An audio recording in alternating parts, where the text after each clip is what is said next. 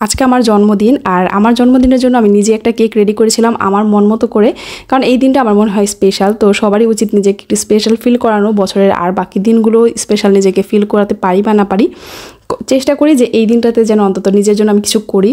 তো আলহামদুলিল্লাহ, শুধুমাত্র আমি না, আজকের এই দিনটাতে আমার জন্য সবাই অনেক বেশি করেছে এবং এইবারের জন্মদিনটা আমার জন্য অনেক বেশি ভালোও ছিল। সবার এত এত শুভকামনা এবং এত ভালোবাসা পেয়ে পার্সোনালি আমার vanilla moist cake with butter cream frosting অনেক বেশি পছন্দ। তো আমি চেষ্টা করেছি এইবারের জন্মদিনে আমি আমার জন্য একটা ময়েস্ট কেক এবং বাটার ক্রিম ফ্রস্টিং দিয়ে ডেকোরেশন করতে।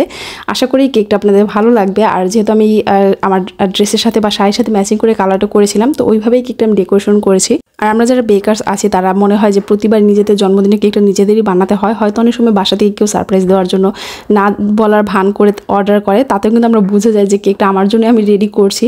তো এরকম করে আমার হাজব্যান্ড, ও যেহেতু দেশের বাইরে থাকে, ও সবসময় বলে আমাকে যে আমি অর্ডার দিয়েছি তুমি বানাও। তো সেই জিনিস আমি জেনেই যাই, হয়তো ওর বাসায় থাকলে আমাকে অন্য কোনোভাবে সারপ্রাইজ করতো।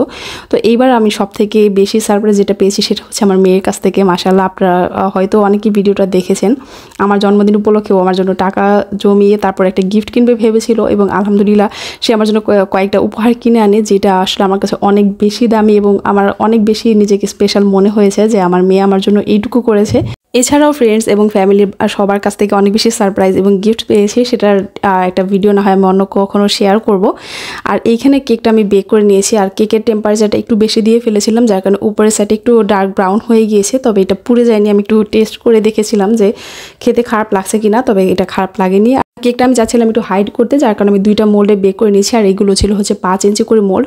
স্পঞ্জ কেকের মতো ময়েস্ট কেকগুলো কিন্তু এত বেশি ফুলে উঠবে না, কারণ স্পঞ্জ কেকটাতে ডিমের একটা ফোম করা হয়, যেটার কারণে হচ্ছে কেকটা অনেক বেশি ফুলে ওঠে সুন্দর করে এবং ডাবল হয়ে যায়। কিন্তু ময়েস্ট কেকের কিন্তু সেরকম কিছু হয় না। তারপর মাশাআল্লাহ কেকটা অনেক বেশি সফট হয়েছে। ময়েস্ট কেকের অনেকের ধারণা হচ্ছে যে অনেক বেশি শক্ত হবে বা হার্ড হবে, এই কারণে অনেকে খেতে চায় না। তবে আলহামদুলিল্লাহ আমি এই কেকটা যাকে যাকে টেস্ট করেছি তারা কিন্তু সবসময় আমার স্পঞ্জ কেক হুইপ ক্রিম খেয়ে অভ্যস্ত। তো আমার ফ্রেন্ডরা বা আমার বাসার লোকজন যখন এই কেকটা টেস্ট করেছে সবাই অনেক বেশি পছন্দ করেছে, যার কারণে আমি চিন্তা করছি যে এখন থেকে আমাদের প্রিমিয়াম সেকশনে এরকম moist cake with butter cream frosting এগুলো আমি রাখবো। যারা প্রিমিয়াম টাইপের কেক নিতে চান তারা এটা বলে দিবেন যে আপনারা কী ধরনের কেক চান, সেই রিকোয়ারমেন্ট অনুযায়ী কিন্তু আপনারা এগুলো করে নিতে পারবেন। আর এটার ভেতরে আমি বাটার ক্রিম ফ্রস্টিং দিয়ে দিয়েছি, আর সেই সাথে দিয়েছি মিল্ক সিরাপ। আর অনেকেই আমাকে বলে কি যে আপু আপনার কেকের লেয়ারটা মোটা করেন, এটা ভালো না। আসলে ভালো খারাপ যার যার ব্যাপার, এটা আমি বলবো না যেটা খারাপ বা ভালো এরকম কিছু আপনারা কেন বলেন। শুধুমাত্র এইটুকুই বলবো যার যার একটা পছন্দ আছে নিজস্ব, আপনারা শুধুমাত্র ক্রিম বেশি দিয়ে খেলেই যে সেটা মজা হয়ে গেল এমনটা কিন্তু না। কারণ আমরা অনেকেই অভ্যস্ত যে কেকের মধ্যে কেকের লেয়ারটা পাতলা হয়, ক্রিমের লেয়ারটা তার চাইতে ডাবল হয়। তবে আমি আমার কেকের মধ্যে এত বেশি ক্রিম কখনোই ইউজ করি না, কারণ আমার এটা পছন্দ না যে কেকটা খাওয়ার সময় মুখের মধ্যে অতিরিক্ত ক্রিম লাগে এবং বেশিরভাগ কাস্টমার কিন্তু এটা পছন্দ করে না। আলহামদুলিল্লাহ আজকে আমি অনেক বছর ধরে এখানে সেল করছি, কখনো কিন্তু তারা বলেনি যে আপু ক্রিমের লেয়ারটা আরও বেশি মোটা দেন বা কেকের লেয়ারটা একটু কম দেন, কারণ আমি চেষ্টা করি কেকের লেয়ারটা একটু বেশি দিতে, ক্রিমের লেয়ারটা তুলনামূলক কম দিতে। তবে এর মানে এই না যে আমি একদমই ক্রিমের লেয়ার কম দিই। একটা 1 পাউন্ডের কেকে বা 2 পাউন্ডের কেকে যতটুকু ক্রিম দরকার ততটুকু ক্রিম দিয়ে কিন্তু আমি কেকটা ফ্রস্টিং করি। মাঝে মাঝে একটু কমও লাগে, একটু বেশিও লাগে। তো এই জিনিসটা হচ্ছে কেকটা কে কীভাবে খাচ্ছে সেটার উপর ডিপেন্ড করে। এখন আপনার মন মতো হয়নি তার মানে যেটা ভালো না সেটা কিন্তু না।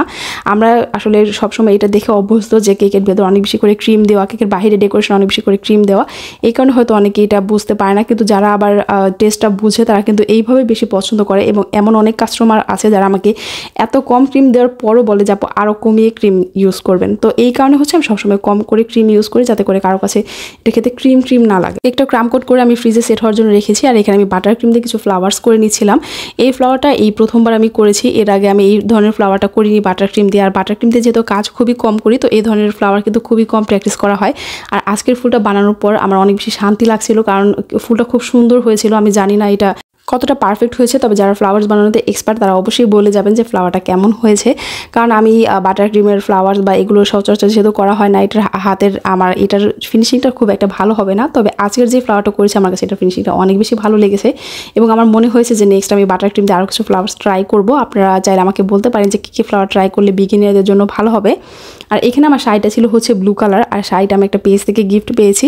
ওই আপুটা একজন স্টুডেন্ট, এবার এইচএসসি এক্সাম দিয়েছে এবং আমাকে অনেকদিন আগে নক করে যে আপু আমি আপনাকে একটা শাড়ি গিফট করব।